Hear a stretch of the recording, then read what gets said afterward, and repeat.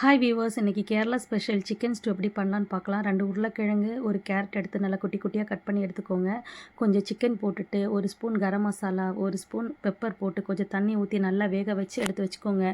ஒரு கடாய் எடுத்துகிட்டு அதில் ஆயில் ஊற்றிட்டு இந்த பட்டை, லவங்கம், இந்த மசாலா ஐட்டம்ஸ் எல்லாம் போட்டுட்டு 2 ஆனியன் எடுத்து கட் பண்ணி போட்டுக்கோங்க.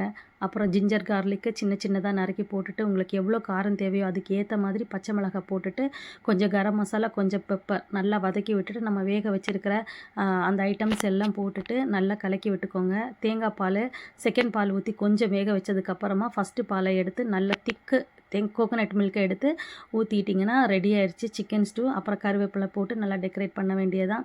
ஆப்பம், இடியப்பம் இது கூட சூப்பராக இருக்கும். ப்ரெட்டு கூட எல்லாம் சூப்பராக இருக்கும். அவ்வளோ டேஸ்ட்டான ஒரு டிஷ் இது. கண்டிப்பாக ட்ரை பண்ணுங்கள். ட்ரை பண்ணிவிட்டு கமெண்டில் சொல்லுங்கள் எப்படி இருந்துச்சுன்னு. எனக்கு ரொம்ப பிடிக்கும் சிக்கன் ஸ்டூ. நீங்களும் பண்ணி சாப்பிடுங்க. அவ்வளோதான்.